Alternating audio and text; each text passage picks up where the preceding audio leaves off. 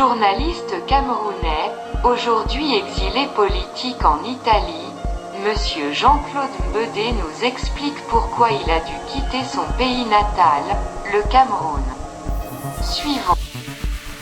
Il y a 3 ans, après l'élection présidentielle, j'ai tenu à donner mon avis sur le ongoing de cette élection ou son résultat et en faire son follow-up.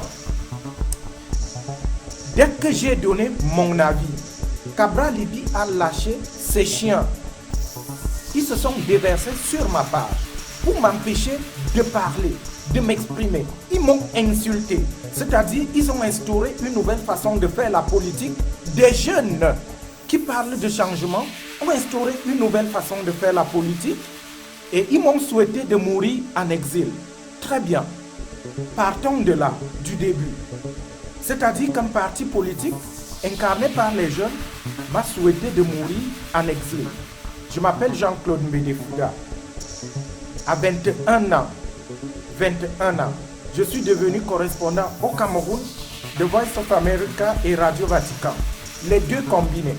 Pour être correspondant d'un média international, il faut avoir roulé sa bosse dans la profession. J'ai commencé le journalisme par le haut, au Cameroun. Bien qu'ayant à peu près le même âge que Cabral Libby, j'étais le chouchou des étudiants. Et je crois que tout le Cameroun le sait, que lorsque ça brûlait à l'université, c'est moi qu'on appelait à la CRTV pour donner du fil à retordre à des ministres. Tout le monde le sait. Alors, j'ai roulé ma bosse au Cameroun. Lorsque, à mon âge, à mon jeune âge, j'ai été confronté au plus haut niveau du pouvoir politique au Cameroun et que, justement, on m'a brandi les sectes comme moyen de réussir et même pour avoir la liberté et la possibilité de faire, d'exercer sa profession au Cameroun, j'ai dit que je ne mangeais pas de ce pain-là. J'ai dit que je ne mangeais pas de ce pain-là. J'avais la possibilité d'accéder aux sectes et j'aurais pu avoir accédé aux sectes et j'aurais pu être aujourd'hui en train de regarder les jeunes du Cameroun de haut. Mais qu'est-ce que j'ai fait? J'ai fait un investissement en 2004-2005 de 100 000 euros. J'ai fondé une radio à Yaoundé et j'employais 70 jeunes du Cameroun. On m'a envoyé 4 vieillards dans mon bureau, chapeautés par Amoukbelinga, le ministre Augustin Edouard et les autres. Ils m'ont dit, il n'y a aucun projet grand sans sacrifice humain au Cameroun. Je leur ai dit, je n'allais sacrifier personne. Je tiens à vous dire que quelques personnes parmi mon personnel étaient pour que nous sacrifions des gens. J'ai dit, je ne le fais pas. Le lendemain, on a fermé ma radio, on est venu m'arrêter et aucun journaliste camerounais n'a levé le petit doigt. Aucun d'eux n'a parlé. Je rends donc hommage à un grand homme du Cameroun. Preuve que je ne peux pas adopter le tribalisme parce que ce n'est pas un Betty qui m'a sauvé la vie. Je suis Betty Ewondo, 100%, né et grandi en Balmayo, dans une ville cosmopolite. Pourtant, ce sont les élites Betty qui m'ont envoyé en exil parce que je n'ai pas voulu adhérer au secte. Ils ont menacé ma sécurité. Mais avant de partir du Cameroun, je ne suis pas venu en exil pour parler. Appelez Bilo ici, il vous montre les journaux qu'il a mis. Allez fouiller au quotidien Mutation. Vous voyez quand j'ai claqué la porte de la télévision au Cameroun, parce qu'on me proposait des sectes. J'ai parlé fort étant au Cameroun parce que je suis incorruptible. Donc, lorsqu'on est venu m'arrêter pour tenter de me tuer en fou, un Camerounais, un musulman, M. Amadou Vamoulke, je lui rends hommage. Aujourd'hui détenu injustement à la prison de Kondengui, il m'a aidé avec une somme de 5 millions de francs CFA et j'ai pu partir du Cameroun en toute quiétude. Lorsque je suis parti du Cameroun, Léa Mougoubelinga et autres qui étaient chargés de m'induire dans les sectes, ils ont trouvé le moyen de discréditer mon éventuelle version en me collant une sexualité qui est la leur et qui ne peut pas être la mienne.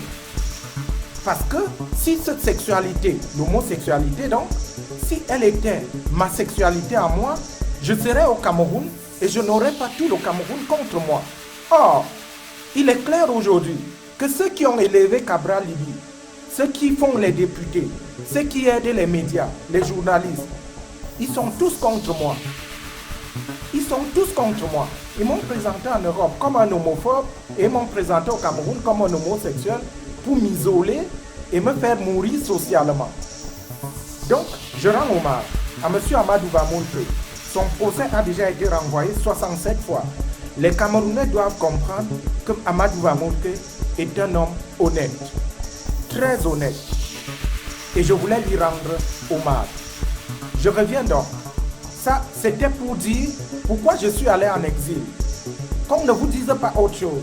Je suis allé en exil parce qu'au Cameroun, j'ai commencé à dénoncer Ateba Yene, pas à son âme.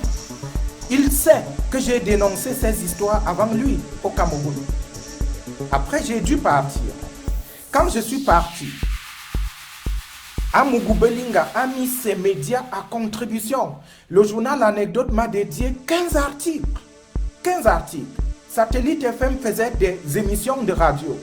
Et vous savez, qui Amougou Belinga envoyait pour m'insulter à la radio?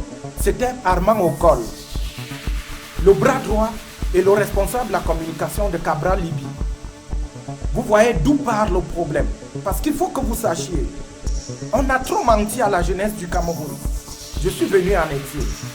Quand j'arrive en exil, en 2007, je suis resté ici. En 2010, une amie m'avertit depuis le Cameroun d'aller sur Google. Je vais sur Google, je découvre qu'il y a quelqu'un avec mon nom qu'on dit homosexuel aurait dragué un ministre avec un SMS et serait emprisonné au Cameroun. Je suis en Italie depuis 3 ans. Je tombe des nues. J'essaie de recouper comme un journaliste. Je vois que le type s'appelle Roger Jean-Claude Mbédé. Essayez de taper sur Google. Je me pose une question.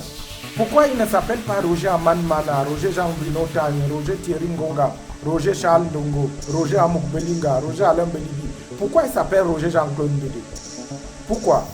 Ils ont monté un truc avec Alice Com, Jean de Dieu Momo, une opération de 200 millions de francs CFA, parce que je me suis mis contre le réseau sectaro-homosexuel. Ils ont décidé que mon nom à jamais restera à l'humanité comme l'homosexualité. Ils ont créé ce type au Cameroun, un jeune de Ngoumou, sa sœur est en Suisse, l'autre en Allemagne, qu'on a envoyé pour me séduire par ailleurs, me donner du poison et pour me faire mourir. Entre-temps, on montait des gens pour me tuer. Les services secrets italiens ont arrêté plus d'une fois des gens qui voulaient me tuer. On a voulu me donner la garde avec mes enfants en Italie. Et la preuve, ceux qui sont en Europe, vous le savez, combien dure un regroupement familial? Entre le moment où je suis parti du Cameroun et le moment où ma femme m'a rejoint en Europe, il y a eu 1 an et 2 mois, 14 mois en tout. Vous êtes en Occident. Dites-moi si c'est pas vrai. Demandez à J. Rémy Ngono. Il a fait 10 ans pour revoir sa femme. J'ai fait 14 mois. Ma famille était ici. Preuve qu'il y avait des preuves évidentes de danger contre ma vie et contre la vie de ma famille. Ce qui a poussé les services secrets italiens à accélérer les choses, c'est parce que quand j'arrive en Italie, Reporters sans frontières, dirigé par l'homosexuel qui est actuellement maire de Béziers, Robert Ménard, maire de Béziers en France, eh bien, vous savez, l'Italie n'est pas la France. On ne peut pas venir en Italie parce qu'on est homosexuel et demander l'asile politique. Ce n'est pas possible. C'est en France que ça se fait. Alors, Robert Ménard, le président des Reporters sans frontières à l'époque, il est maire à Béziers en France maintenant, il écrit de sa main. Il écrit au gouvernement italien pour dire: je n'ai jamais été journaliste au Cameroun. J'ai été correspondant de la Voix de l'Amérique et Radio Vatican pendant 10 ans. Pour toute l'Afrique centrale. Mais il dit, Reporters sans frontières qui défend les journalistes parce que c'est des homosexuels, ils ont écrit au gouvernement italien pour dire que j'ai jamais été journaliste. Et vous savez, il faut laisser que les gens mentent sur vous. Parce que ce mensonge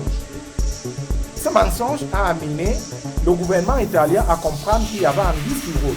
Parce qu'au même moment, Radio Vatican attestait que j'ai travaillé pour eux. Et la Voix de l'Amérique attestait que j'étais leur correspondant. Eh bien, là, Reporters sans frontières n'avait rien à dire, à montrer pour dire que j'ai jamais été journaliste. Et là, voilà comment j'ai eu mon asile politique. Lorsqu'ils ont échoué là-bas, ils ont décidé que désormais, je vais rester dans l'histoire comme un homosexuel. Ils ont donc donné de l'argent à un jeune. Je le voyais à la télé, ce jeune-là.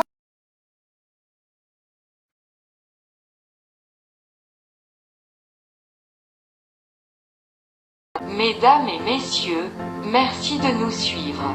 Abonnez-vous à notre chaîne Épervier Universel pour ne rien manquer et surtout, si vous avez aimé la vidéo, laissez un like ou un commentaire.